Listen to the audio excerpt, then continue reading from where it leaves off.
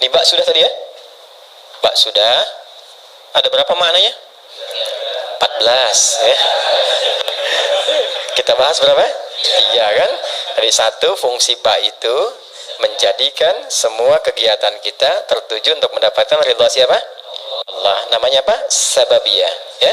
Dengan sebab Allah menetapkan ini saya minum, karena Allah saya berpakaian. Kalau sudah karena Allah nggak mungkin maksiat. Masa Allah dibawa-bawa dalam perbuatan maksiat? Jelas ya? Mau naik kendaraan, bismillahirrahmanirrahim, maka sepedanya pasti akan dipakai pada yang baik-baik. Kendaraannya juga demikian, itu dihisab loh ya. Kemudian yang kedua apa tadi? Musahabah. Musahabah itu mendapatkan penyertaan, perhatian dari Allah. Maka merasalah diperhatikan. Kalau sedang minum, merasa dilihat Allah. Nanti akan muncul sifat itu. Kalau merasa dilihat Allah, nggak akan berbuat yang macam-macam. Bicara, merasa didengar Allah. Karena merasa didengar, nggak akan keluar yang kotor. Karena sedang merasa diamati. Ya, innallaha sami'un basir. Ya, Allah mendengar, mengawasi. Nah, itu ada pada huruf ba. Kalau kita kenakan pakaian merasa diawasi Allah, kita bekerja merasa diawasi Allah, jadi baik semua. Makanya orang jahiliyah itu dengan bismillahirrahmanirrahim jadi khairul ummah. Baik semua. Antum udah dibacain Yasin berkali-kali nggak jadi baik juga gitu kan? Nah, balik lagi, mungkin tadabburnya yang kurang. Ba yang terakhir ilsaq. Kalau sudah ilsaq, udah jadi hamba yang diistimewakan oleh Allah, yang bahkan belum minta, Allah sudah menjawabnya. Bismillahirrahmanirrahim. Asalnya ini ada alifnya di sini dari kata ismun. Begini. Asalnya bismillah. Dibaca nyambung bismillah. Dan cuma di bismillahirrahmanirrahim alifnya hilang. Wahyu pertama turun apa? Hah? Bacanya apa? Ini yang tidak tepat. Wahyu yang pertama turun itu bukan Iqra. Tolong diperbaiki ya. Wahyu yang pertama turun itu bukan Iqra. Tapi wahyu yang pertama turun Iqra bismi rabbikal ladzi khalaq. Karena saat turun Iqra, Nabi jawab ma'ana biqari. Iqra ma'ana biqari. Itu perintah Jibril, baca. Ya, Allah mewahyukan, baca. Kata Nabi, saya betul-betul nggak bisa baca. Sudah pakai ma, istifham, pakai ba, taukid. Ma'ana bi, betul-betul saya nggak bisa. Nabi nggak bilang mau qara'tu, tapi ma'ana biqari, saya betul-betul nggak bisa baca. 2 kali Iqra, nggak bisa. 3 kali dipeluk dulu oleh malaikat Jibril. Setelah ada ketenangan, kenyamanan, baru sempurna ayat turun. Iqra bismi rabbikal ladzi khalaq. Muhammad SAW, baca karena Allah yang telah menciptamu. Kalau mencipta engkau aja begitu mudah, apalagi hanya menuntun engkau untuk bisa mengikuti bacaan. Jangan baca karena engkau nggak pernah belajar, nggak pernah punya guru yang mengajar, nggak pernah sekolah. Lakukan karena Allah, maka semua yang sulit akan mudah. Karena itu di bismi rabbikal ladzi khalaq itu ada alifnya. Silakan cek di surah Al-Alaq tuh, surah 96 ayat 1. Iqra, ya, Iqra begini. Bismi, nah ada alifnya. Nih. Ini baru sebagian ya. Nanti ada ayat-ayat lain juga yang bisa kita konfirmasikan. Ini saya kasih contoh satu di antara sekian. Pasti ada alifnya, harus ada ini. Nggak mungkin nggak ada, harus ada. Ada nggak? Hah? Ada? Begini tulisannya. Ya kan? Ba, ada alif ke atas begini kan? Di bismillahirrahmanirrahim alifnya nggak ada. Langsung nyambung. Kenapa sebabnya? Perhatikan sini.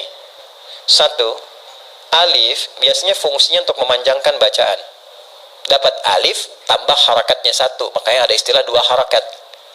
Fataha, fa, ta, dan ha begini. Fa-nya ketambahan alif, tambah fa begini. Maka fungsi alif ini menambah harakat. Yang tadinya cuma 1, fa tambah lagi 1 harakat. Jadi istilahnya 2 harakat, 1, 2. Kalau fa aja sudah punya batasan, fa, maka tambah lagi 1 a, ada 2 kan? Maka tambah panjangnya sedikit, fa. Itu yang dimaksud 2 harakat. 3 harakat tambahkan lagi 1, 4 harakat tambah lagi 1. Ya, kalau kami belajarnya pakai detik, setiap 2 harakat 1 detik. Ya, di kalau 4 harakat berapa detik? 2 detik. 5 harakat 2,5 detik. Nanti masuk di bab mad. Mad wajib muttasil, mad jaiz munfasil, dan seterusnya. Nah, yang dimaksud 2 harakat, 4 harakat, 6 harakat ini. Ditambah alif. Alif ini gambaran dari harakat. Jadi kalau sudah ada ini maksudnya dibacanya 2 kali seperti ini, 2 kali harakat. Fatah. Jelas? Alif fungsinya memanjangkan bacaan. Dan kalau sudah ada alif, harakat yang sesuai adalah fathah. Kalau kasrah itu ya. Kalau dhammah, wow. Tapi ini menarik, harakatnya kasrah, iqra bi pakai ya, pakai kasrah. Tapi tandanya alif. Kenapa nggak dibuang saja? Untuk memberikan kesan, karena pertama kali Nabi diminta membaca iqra, beliau merasa tidak mudah, panjang prosesnya. Menunjukkan sesuatu yang tidak mudah, panjang, kadang berliku, kadang tidak mudah. Tapi kalau semua dilakukan karena Allah, maka Allah akan membuat yang panjang semakin pendek, yang sulit akan semakin mudah. Itulah sebabnya ketika walaupun di sini ada alifnya, tetap dibacanya cepat dan pendek. Iqra bismi rabbik. Jadi Anda kalau menghafal Quran dikerjakan karena Allah, bukan karena target dari RKM harus selesai sekian. Kalau enggak jadi umroh, cuman sampai ke Cengkareng aja misalnya kan. Ya, saya menghafal bukan karena tuntutan dari kurikulum, tapi saya lakukan karena Allah, maka akan terjadi akselerasi. Ya, kuantum, lompatan yang bahkan akan melewati orang-orang yang bahkan sudah punya hafalan banyak. Gitu. Itu yang kami dahulukan kepada para penghafal. Bisa dibayangkan ada anak dan ibu masuk karantina hafalan Quran. Ibu sudah punya bekal 3-5 juz, anak masih kosong. Ibunya target ingin jadi hafidhah, ikut itu. Anaknya terserah Allah saja deh mah. Dipaksa ibunya masuk, ya udah karena Allah saya hafalkan. Hari ke-27 anaknya hafal 30 juz, ibunya belum sampai. Bayang? Oke, maka ini yang saya ingin terangkan, fungsi alif. Kenapa di sini dihilangkan alif ya? Untuk memberikan gambaran, orang yang memulai dengan kalimat Bismillahirrahmanirrahim, maka semua proses yang sulit seketika akan dihilangkan oleh Allah tanpa harus mengalaminya lagi. Paham? Gitu. Tapi dengan cara baca yang benar. Ya, makanya orang dulu tuh Bismillahirrahmanirrahim. Ada yang dapat begini, mudah begitu, karena cara bacanya benar. Ya, orang sekarang baca Bismillah niatnya pengen terbang, pengen jalan di sungai, kan sudah nggak betul kan? Sudah pengen baca pikiran orang, gitu. Atau dipakai untuk hal-hal yang tidak sesuai dengan syariatnya, tidak akan nyambung. Ya, jika sembung main layangan, nggak nyambung sayang. Ya, paham di sini? Baik, itu alif tuh. Sekarang ismun, nih sin dan mim. Asalnya dari kata apa? Bisa dari kata wasamun, bisa dari kata sumuwun. Wasamun berarti tanda, sumuwun berarti tinggi. Kalau kita ingin gabungkan keduanya, tanda dan tinggi.